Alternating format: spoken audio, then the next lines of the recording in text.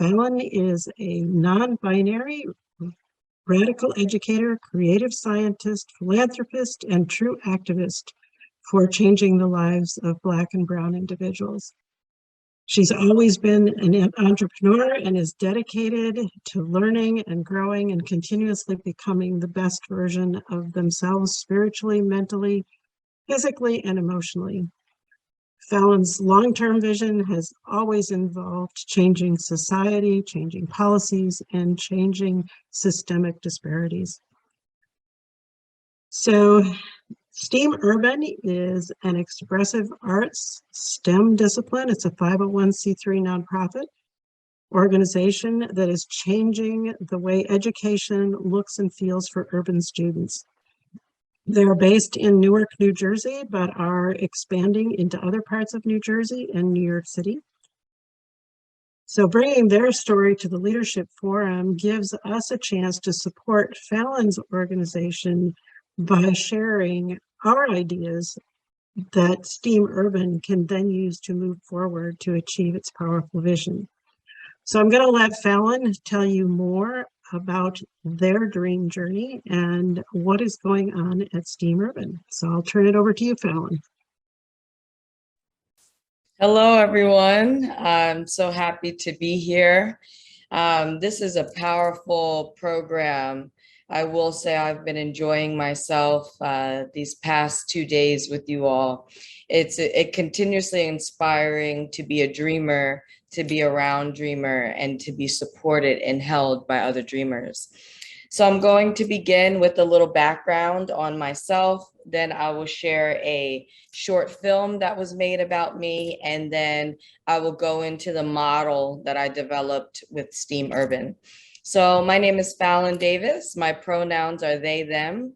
I am a non-binary visionary, activist, vegan, radical educator, and someone who has decided to be on the front lines to change Black and Brown communities who have systemically been underrepresented, under-resourced, and continue to be just without access to the necessities that we need to thrive and be as great as we need to be in this world.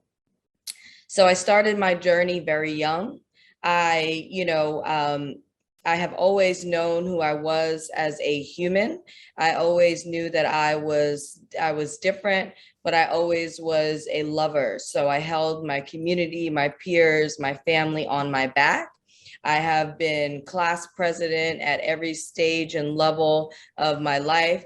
In 8th grade, changing our school mascot, which is a hard thing to do. So it was something I had to rally my peers to support, and changing the school colors. In high school, I was able to become the class president and work to change and be a part of the Honor Society and create community-based programs that would help some of our most needed populations, like our seniors and, our young students. As I went into my, undergrad and college, I created a program called Rebel that focused on equity and changing what it meant to focus on marginalized communities when it comes to diversity in fashion.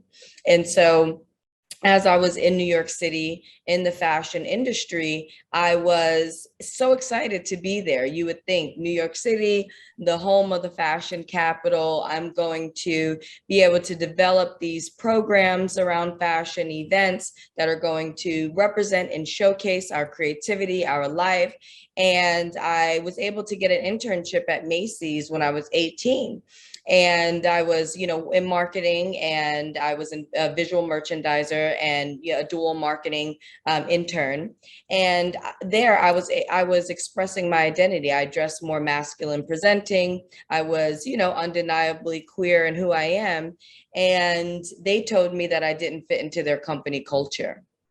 So I was devastated. I mean, I'm 18 and, I'm in what I think is the best company at that time when, retail has changed and the fashion industry has changed tremendously, but I was so excited to be there and it broke my heart. I was extremely off put by that. And so they terminated my internship early.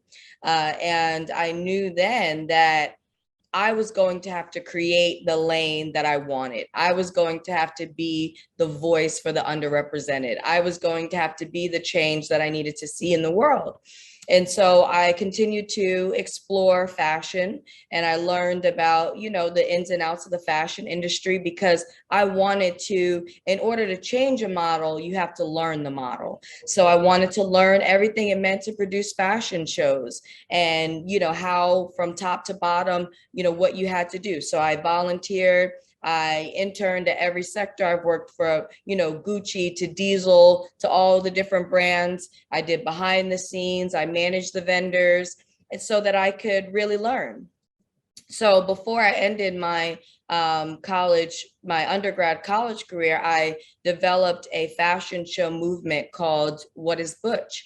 And it was to get people to understand what it meant. For one, these terminologies, a lot of people use LGBTQ, a lot of people use, And these different,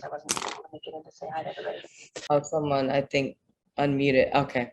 A lot of people didn't have the understanding and the knowledge around what these terms were. And I believe that ignorance is not bliss. And in order for people to change, they have to be enlightened. And so we can't get offended when people don't actually know, and we just have to learn how to educate people and create spaces where people can learn and grow together. So I created this fashion show. I was working with what I called real lifestyle models, because people weren't being represented in fashion that looked like me, that looked like others around me, that were real body types, that were real experiences, all ages, all abilities. And so I wanted to show that. I wanted to show that models were real people. Models were people who had a story to tell. They wanted to build confidence also in themselves, and they wanted to have something that their family and friends could come celebrate with them. So I did the first show. It was a sold out show, 700 people in Brooklyn, New York. I had 30 designers, 100 models that I had trained and worked with week after week for about 6 months. And it was incredible. It was like a highlight to show me that I was unstoppable, that I could do anything that I put my mind to, and that the world is not linear. Your path is not just what people make it out to be, and the industry is not just what people define it as. Fashion is for everybody. Fashion is for the real people that want to wear these things and celebrate their life. And so they asked me to take it on tour. And so I was able to take it on tour for the next 2 years. Once I graduated, we went to 12 different states, all over from coast to coast, from California, Pittsburgh, PA, Oakland, and San Francisco. I did Ohio, I did New York, New Jersey, PA, North Carolina, South Carolina, Atlanta, and the like. We were able to work with over 500 models. I worked with every queer designer that existed at that time. We had, at the height of each celebration, they were sold out shows. Models were able to travel and meet different people in different states. And we had moments of realness and community. People cried on that stage, they laughed on that stage, and they built confidence on that stage. And it was the first time for a lot of people that they were able to be them true selves, feel safe and brave in a space, and not have to deal with any of the atrocities that the world was putting on them. So we expanded that program. I did 2 years of Queer Fashion Week, the first ever in the world. And I am coined one of the pioneers of queer fashion. And I'm not sure if you guys know a lot about fashion, but fashion is inherently queer. It has been, the culture from Vogue to ballroom. It's evolved over time, but to be one of the role models in this industry is a huge ordeal, and what it means to own yourself, be brave when the world is attacking you, and to stand up for your community and others. So we did this show. We had 1,500 people that showed up. It was a week-long celebration of conferences, of, celebrating yourself, coming out and just letting everything go. We had people traveling from all over to, be a part of this program. I worked with designers from South Africa to Australia to all over. And I found that fashion was our language. Fashion was our oneness. It was all colors of people that supported. It wasn't just, just for just any one particular person. And that just enlightened me and really opened my eyes. And it really gave me the community and the tribe that I needed, that I didn't have, to continue to be this brave soul. And it spearheaded my next phase of life. That was, to me, a big success, but I wanted more, right? We're talking about dreams. I am a dreamer. And sometimes I believe that my dreams now are too small and I want bigger dreams. So I wanted to do something more than that. Yes, I can produce a fashion show with my eyes closed. I can do 100-piece production. I can travel around the world and do fashion. And I love it. I'm continuously a part of it, but I wanted something more. And so when I decided to go for my master's program, I was trying to decide what was the best thing to do. And children and working with students has always been something that was an opportunity for me. I was a mentor, a soccer coach. I have been, a advocate, a healer, the inspiration for so many of my family and peers. So it was only right that I created an avenue for the future and for students and for children. So I got my master's degree in curriculum and instruction with a focus on equity, equality, and justice, and STEAM. At the time, before I did the dual minor in STEAM, my professor let me know that I was entering into a niche market. I was advocating for after-school programming and summer programming for Black and Brown students. That was what my thesis, kind of what my research was around. And she was like, that is that under-researched area. She's like, it's going to be very hard to find the materials you need for your thesis, and you're going to have to lead the way in this research. Again, here I am, choosing a feat that's going to be a harder route, but it's going to be more rewarding in the end, because I'm going to make a mark and create an avenue and open up a lane that doesn't exist. So as I was doing the program, she said, STEM is the buzzword right now, but you have to add STEAM onto it, because science, technology, engineering, arts, and math is going to be the way the world needs to be. And so I'm proclaiming this. I'm not saying that it's an option. I'm saying that it's a necessity, that we have to change education in the STEAM lens so that the arts becomes the focus and the forefront, because that is what gives people the confidence. That is what gives people the capacity. That is what allows people to feel alive. You can't really teach anyone anything. You can't inspire people if they don't feel alive, they don't feel loved, they can't love on themselves. So I, was able to, get that degree and learn what I needed to do, how to develop that curriculum, because in order to be a leader, you have to master your skills. And I'm a big believer in mastery. And so I did the schooling that I needed. I got the certifications that I needed. And then I'm an action person. So I took that and started implementing it. I was living in Atlanta at the time. And so I was working with the low performing schools there. I did a STEM real world academy, which I added the A to. So I transformed it into a STEAM real world academy for high school students. I helped a performing arts summer program with their leadership development on how to get the leaders, the educators, the facilitators to feel empowered, and how they also need to be engaged in the arts in order to be good leaders to these students and these children. Then I moved back to Jersey, in Newark, New Jersey, which is, to me, the home of Black and brown. It's one of the Black meccas of the world. It's where there's so much systemic oppression, but there's so much cultural diversity. There's so much opportunity. There's so many artists. There's so many farmers and advocates and social justice leaders that it was the perfect place to birth what I have birthed.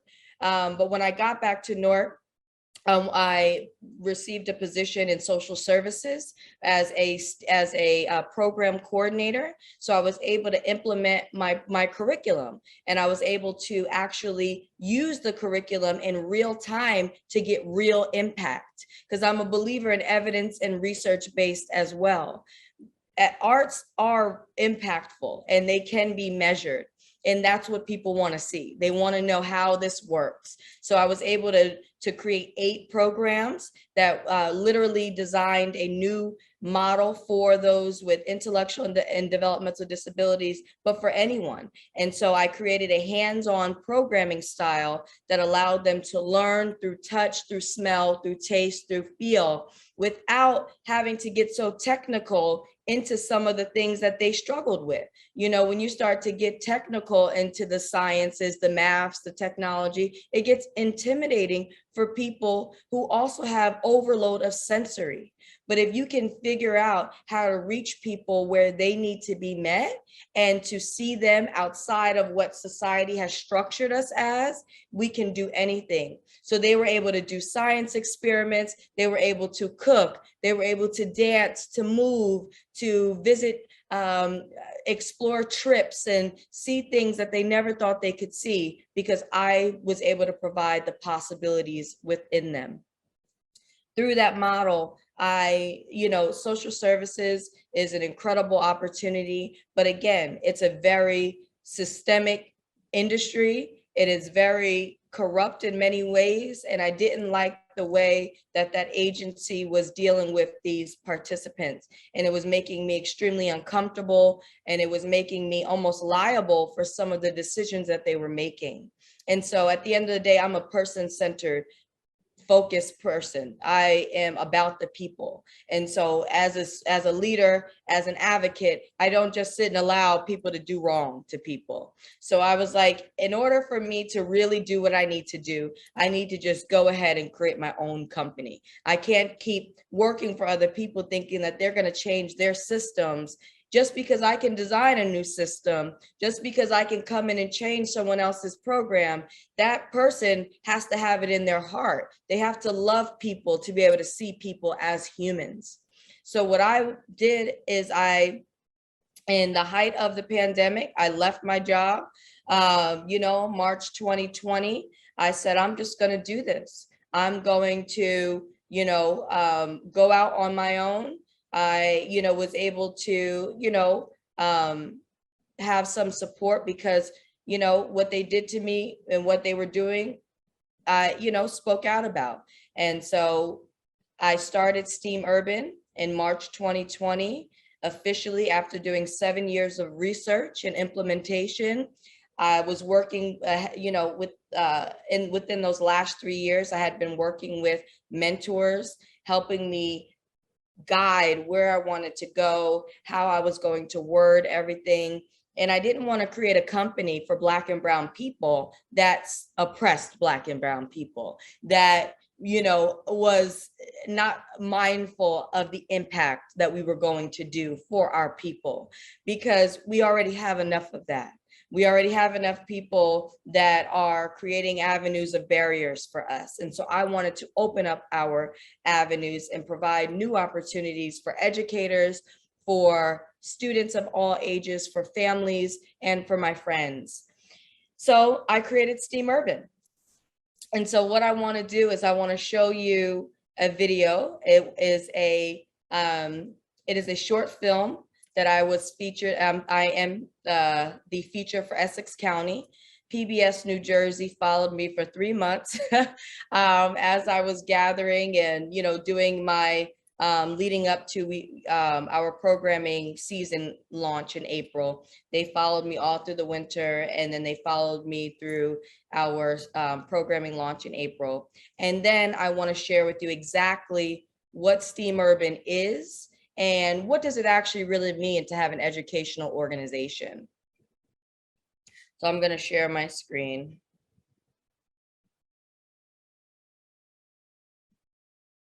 And thank you all so much in the chat. I will get a chance to look at it momentarily. I just need to. This sharing thing always. Okay, here we are. And let me know, please, if you can't hear it or see it so I can.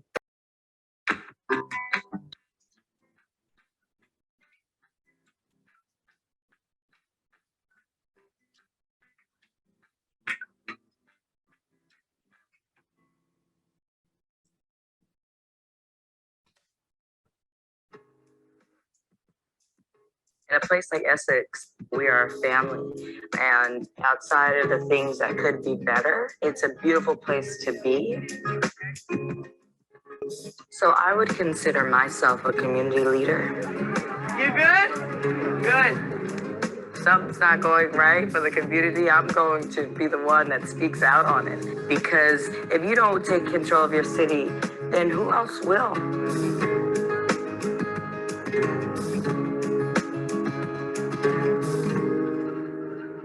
So I want Essex County to be respected as a cultural hub. I want Newark to be the Black Mecca of the world.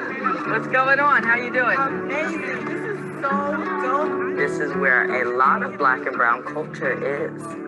We're so glad to have you. Your vibe is excellent. Thank you. For so long, communities like Newark have been left out. You don't realize that in this community, there are a lot of resources that are not available.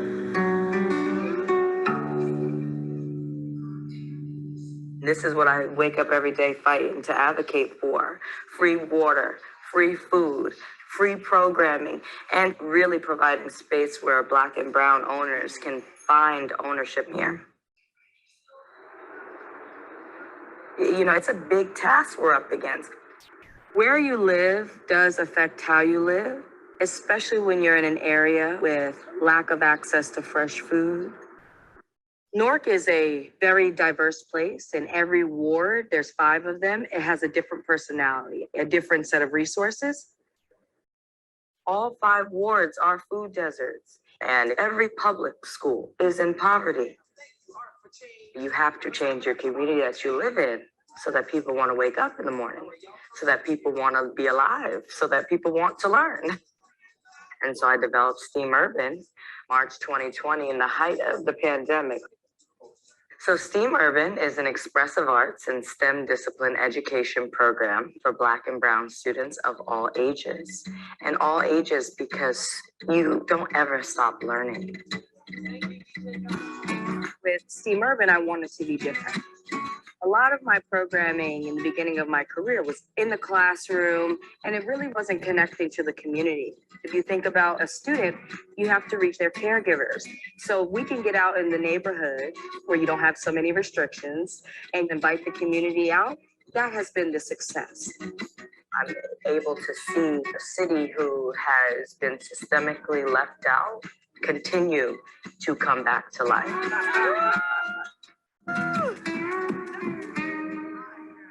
Finding my identity through community was a very hard thing. I really didn't see myself in the world. Excellent. Yes, this is so me. Being in the fashion industry and being in New York City definitely opened up my eyes. I feel great. The LGBTQ community wasn't really represented, especially Black and brown people in the fashion world. Being non-binary, I'm a spiritual being, I'm a peaceful being, and that's what I like to be known as. Not all these different labels. Me being more masculine presenting started to be problematic. It was very apparent to me that I was going to have to create my own spaces. You know, you were going to have to create your own tribe. Hey guys! And that's been a big part of my journey. I've created a tribe in this world. And That's what I wanted to give for other people. I wanted to provide opportunities for them that other people weren't giving them. And that's what I'm creating with STEAM Urban. Spaces that I didn't have, safe zones where you can be any identity you want, but people will respect it and people will value you. I think what I love about us all is that we're not just speaking about it, we're doing it. Okay, that is the deal. Through our programs, I designed a model that empowers people. In our first year, we did 70 programs, so we were able to reach people in all ways. How you doing? Welcome to STEAM Urban. We are here to make nature print collages today. The expressive arts has healed me. To be able to be connected to some form of creativity, artistry has kept me living. So I use the arts as a healing mechanism and as a way to show people that their voice and their lives matter. Everybody's an artist, I'm telling you. Everyone.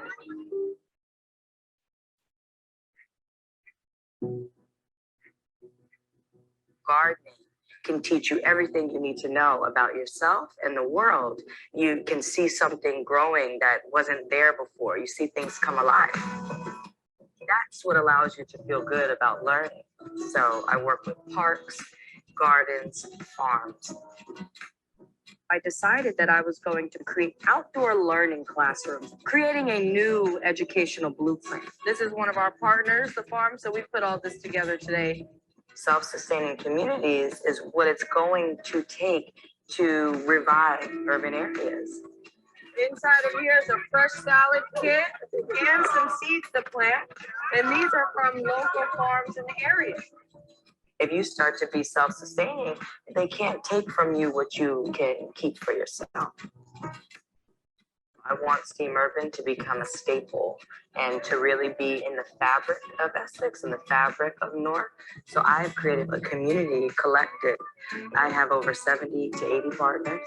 And when I'm designing a program, I can reach out to them and everyone's excited to be a part of what STEAM Urban does. I wanted to ask if you wanted to be a part of the Creative Change Makers Club. We're all in the same community. I look at all of you as these visionaries, and so I want to work together. High school dropout, mom at 16, going through life and being an entrepreneur. How do I show other Black girls how to use social media to essentially build a brand? So Marcy's giving STEAM Urban the platform and bringing us into the parks, which is phenomenal. Because it's not about competition, it's about collaboration. That's really what this is. And so what do you guys think? So it's brought back this community essence that, you know, I think for a while was missing from North. It's created a beautiful community, and the tribe is what I thrive on a daily basis. I couldn't do it without them. Lord, this is why I have these friends. My dream for future generations is for them to love their community and for them to really feel like they want to be a part of that community. And it's going to take the help of everyone. It is my life's dream to be in a community like this, and I wouldn't want to be anywhere else.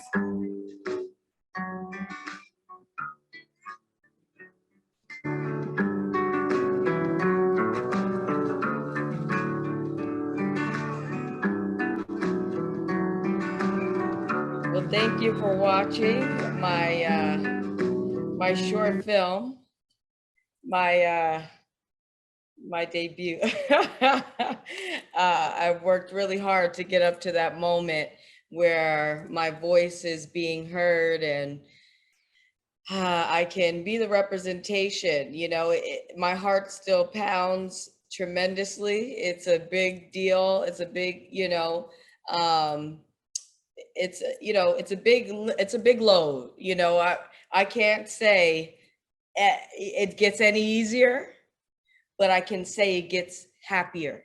The feeling, it just gets better, because when you're doing what you love, when you wake up every day and you love what you do, there's nothing better than that. And, you know, you have to at some point decide what is it that motivates you? What is it that makes your dreams come true?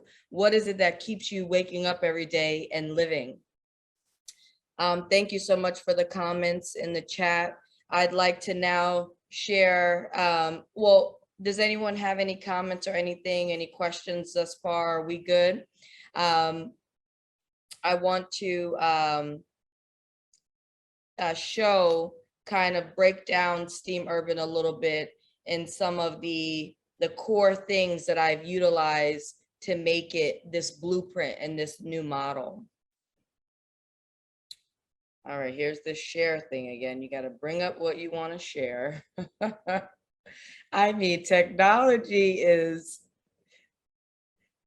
I mean, it'll make you feel like you don't know what's going on.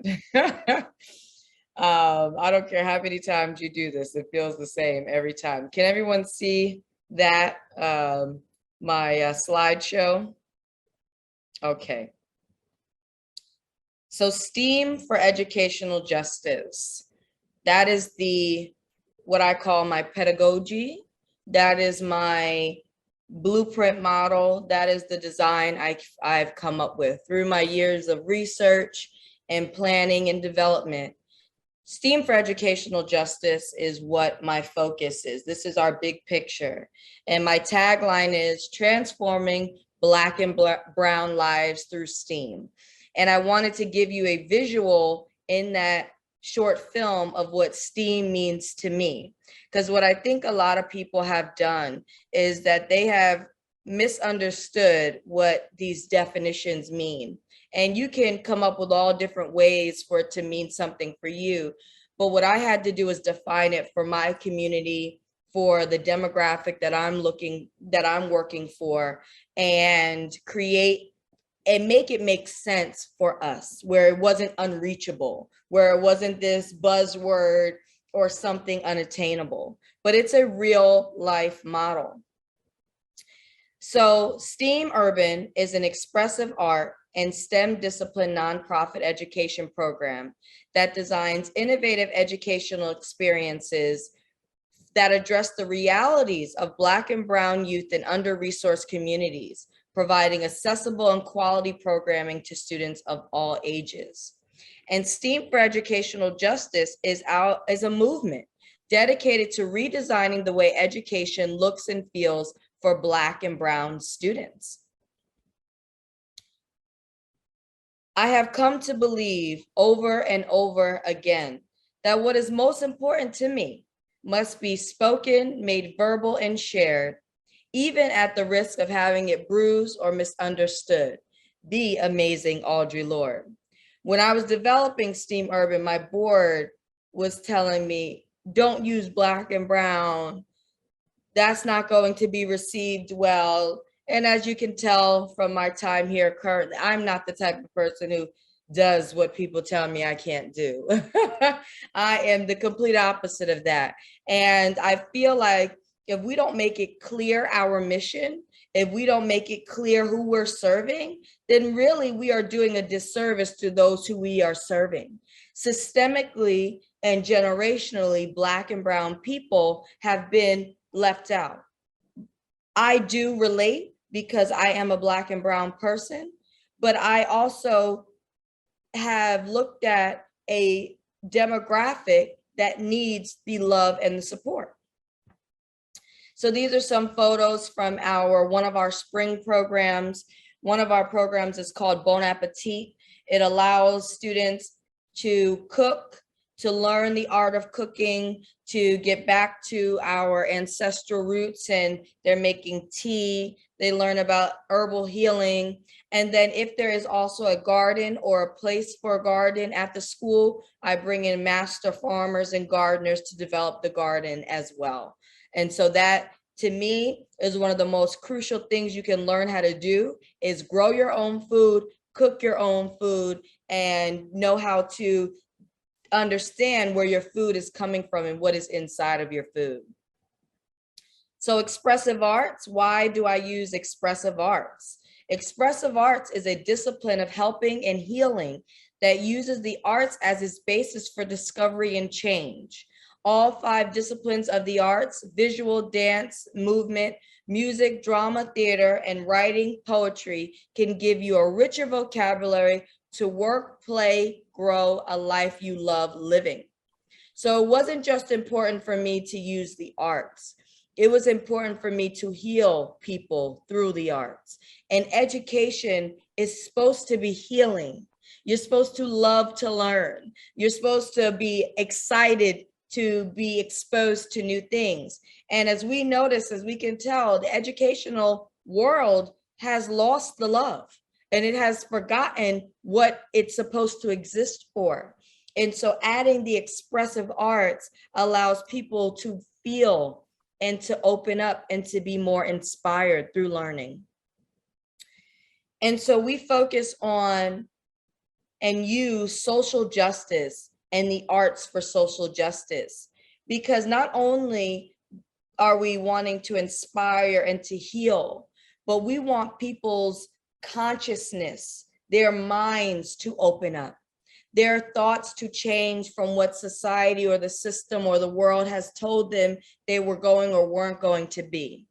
We use it to build community, because without community, I have not been able to do anything that I have done. I could not do this alone. And it's to motivate. It's to motivate people to change, because if we don't be the ones to advocate for our communities, if we're not at the council meetings, if we're not leading the protests, if we're not knocking on doors in our community to get people to gather, we can't make change. And Black and brown communities are in dire need of change. It's been over 10 years since they created, and said that they were going to change communities, and there's lots of reforms and bills that have been passed. And it's been years and years that things have not changed. We've gone through mass incarceration. We've gone through so many systemic barriers that continue to haunt us. So art has been used, not only people look at art as just, oh, it's something that is you just want to play around with. But art has been, especially for Black and brown communities, a means to record our history, shape our culture, cultivate imagination, and harness individual and social transformation. And the goal is to transform and to change people, because quite frankly, I've seen my family, I've seen those when I was growing up not feel inspired that they can do anything. And this is my mission, to show people that their voice does matter, and they are an avenue for change. This is a flyer from one of the community programs that we put together. So the pilot program we did.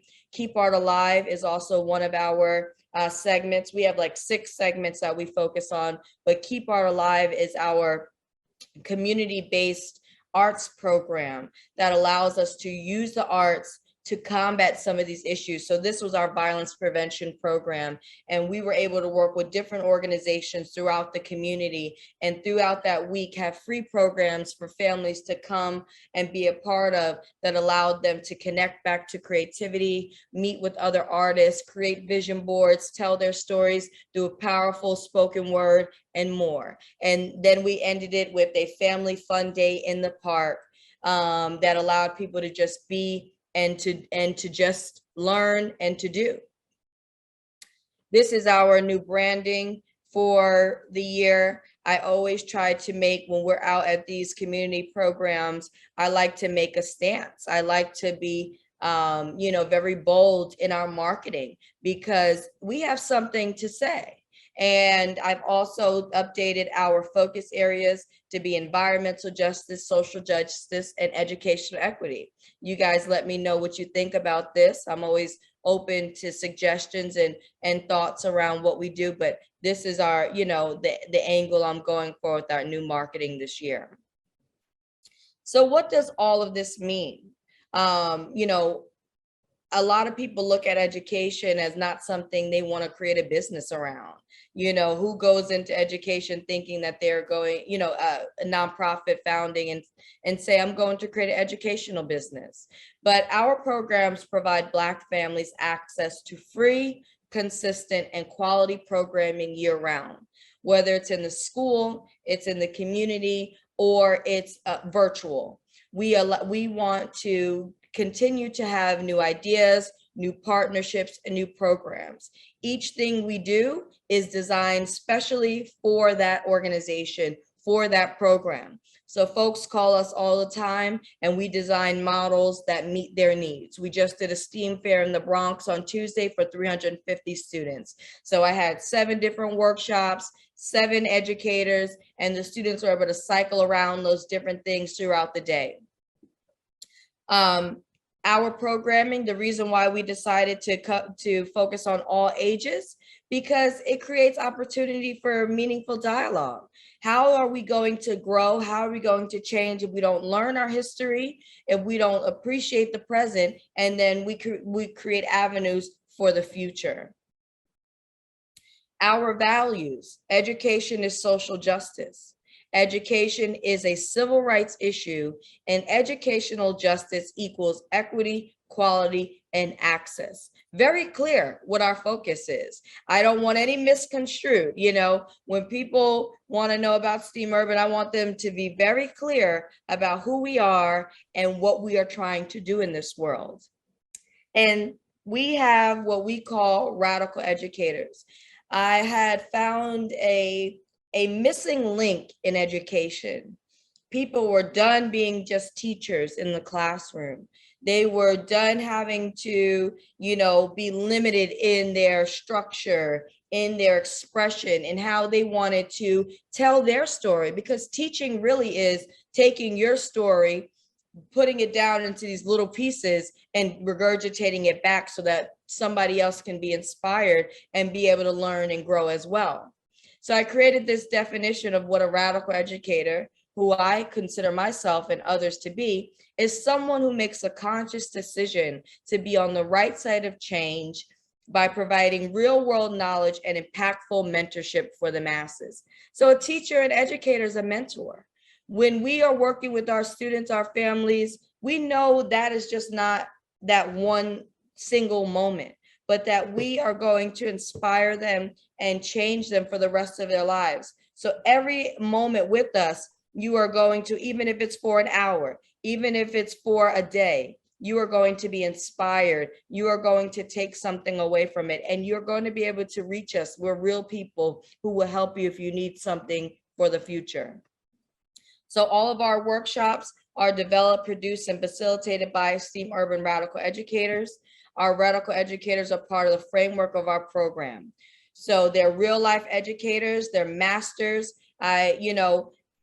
People tell me all the time, I'm crazy for paying people their worth and their value, but whatever people want to be paid is what I pay them.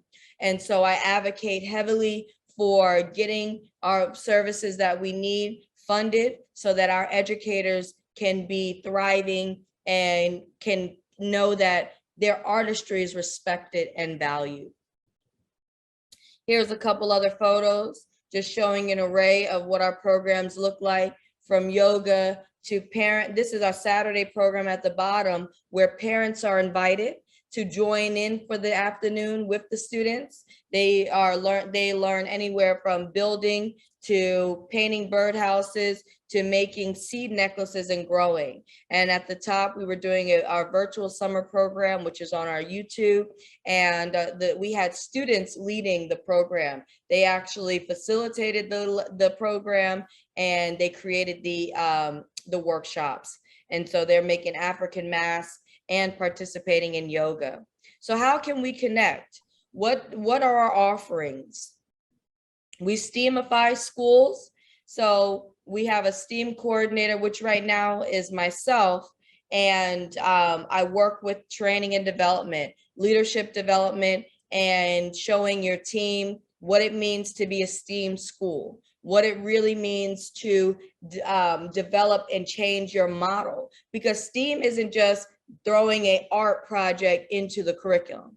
It's literally changing the way your schedule operates. It's changing the way your teachers interact with the students. It's changing the way how your teachers feel when it comes to, working with their students. So we've developed like our and what we consider should be done in an hour, if it was an hour workshop, or how we can take what you've done and redevelop that. And so I create a SWOT analysis. I'll go in. I did this as a pilot for 13th Avenue School here. That was our first contract in January 2020. It was our biggest contract. It was a $20,000 contract. And we helped them motivate themselves into being a STEAM school. And we're still working with them today in different aspects and different areas. But we also do hands-on STEAM workshops. So this is just a workshop that you can choose any of our 6 areas of focus, and we come in. I have all different educators, from scientists to farmers to fashion designers, and to healers to herbalists, all types of folks. And so we'll come in and do that workshop, and at the end, students are able to take away something. They're able to finish a project at the end, because the impact is what matters. They're able to learn. It expands their mind to think about it differently, to, it sparks and starts the conversation. And so this is with after school programs, weekend programs, holiday and school drop-ins. And it just depends. Usually people, minimally do the programs for 6 weeks so that we can do 6 different sessions, but we can also just do one-offs.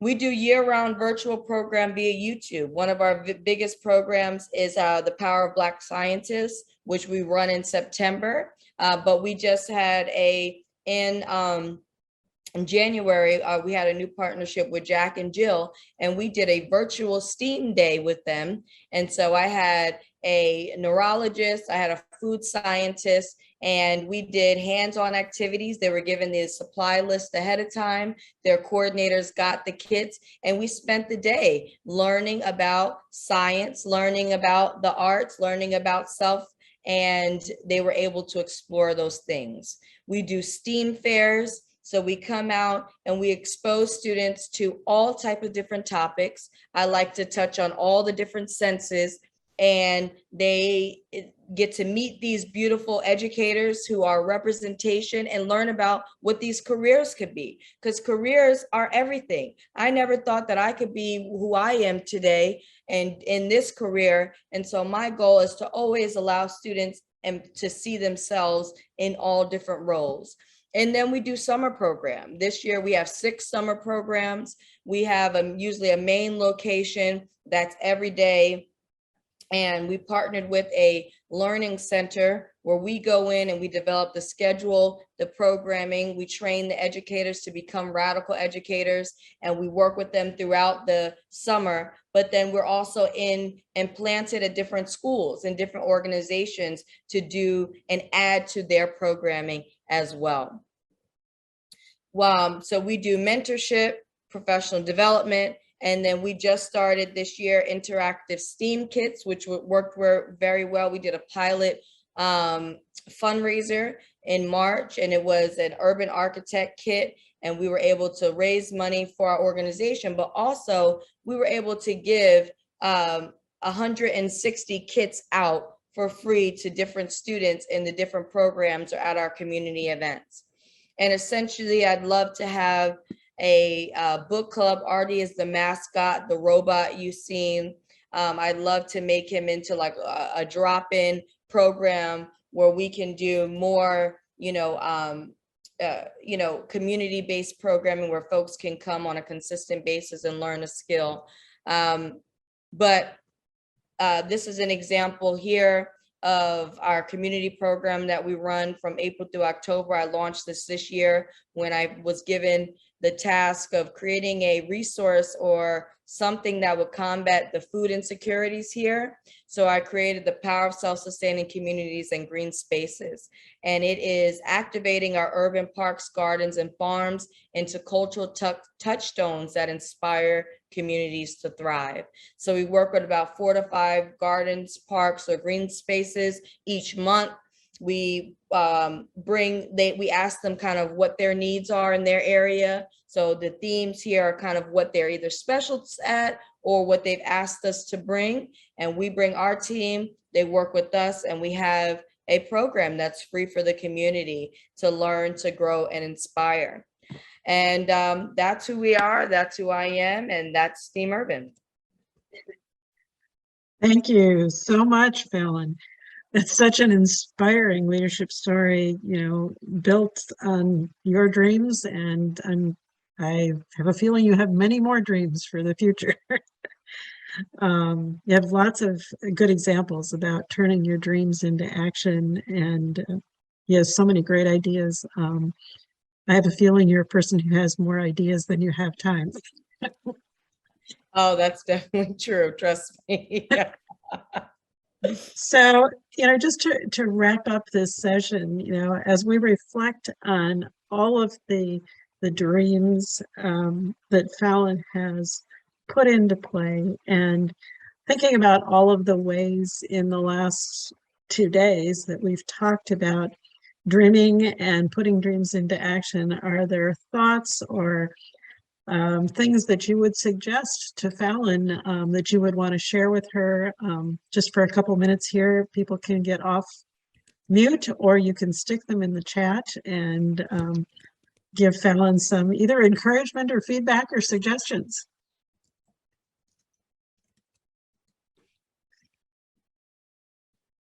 I think your attitude is the most inspiring thing of all. I mean, it's what's helped you do everything.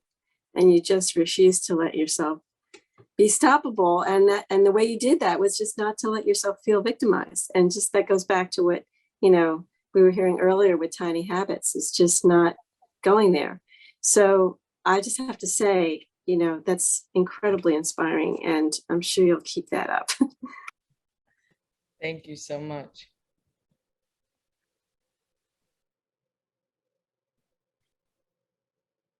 Fallon, you just also reminded me, yesterday we had Helena who, I still remember the visual that she drew about how we put a boundary around us that prevent great energies from entering, from supporting us. And I felt like you don't have you don't have any barrier. You just follow your heart and you follow your dreams and you just try things and get other people involved. And I feel like that's really the spirit of what this community is trying to embrace. And your story and what you have done is really a great model for us. So thank you so much for sharing.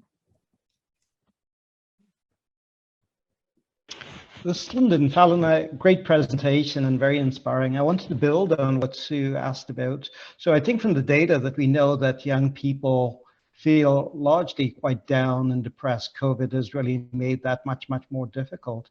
And how do more people kind of require positive attitude that you have?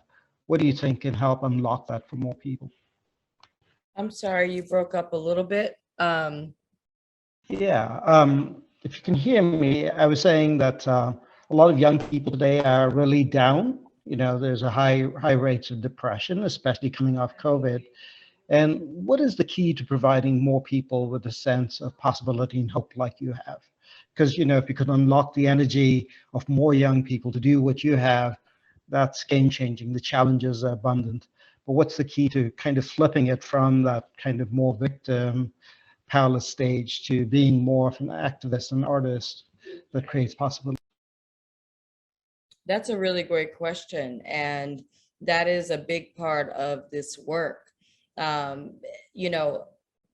Not to, say we are, one of the best, but in what we're doing, if we can get in front of the students, the inspiration is there. And that's what I found. And students just want to see and know people love them and see people like them doing what they aspire to do. And that's what I've realized from these programs. That's why I'm out in the community, because I can't get everybody at the schools. And it's still a hard feat, trust me, this is no easy thing by a long shot, but when folks can come to a space and dance and learn and taste something and eat and feel supported, they're not afraid to ask for the things that they need. So our communities are able to ask us for food, so we have farmers markets set up. We show them how to use the resource. So they're able to tell us if they need housing, if they need resources, if they need, if they need a mentor, a motivation. And so I've decided to just put myself out there as that motivation, as that mentor, as the help. And if they make the call, I find the resource. And so I empower my other educators. I have like 30 right now. It's growing, but to be the same. And so if we can be like octopus, if we can get everywhere, if we can, the more we can multiply this, because this model can be everywhere. This is a model that is sustainable because it's based on the community need. It's not creating, it's not, I guess, this is an example of, I used to give unsolicited advice, and that'll hurt your feelings. But when you give people what they need and what they've asked you for, they're going to receive it better. And so we stop telling people what they need. We're just providing them opportunities, and they tell us what they want. And so, that's really, I know it sounds far-fetched, but I really believe that if students can see themselves in something, they'll feel more inspired. And our work has changed the lives of every student we've worked with, and that's over 1,000 to 1,500 people in the first year. And we've done more already, and we just started back in April. So the more we can do, the more resources we have, we can continue to grow and multiply. That's really what's stopping us is, the funding, the resources. But we've developed a model that allows that to happen. Because I talk about healing and self-work. That was a lot of my journey. I had to tap within. I had to heal. I had to do therapy. I had, and I talk very vividly about those things. Changing my eating, changing my thinking, becoming vegan. These things seem far-fetched, but they change our life, and so I'm not afraid to talk about them. And I think that's like the biggest part. Hey, Fallon, I'm going to squeeze one fast thing in here. This is Robert.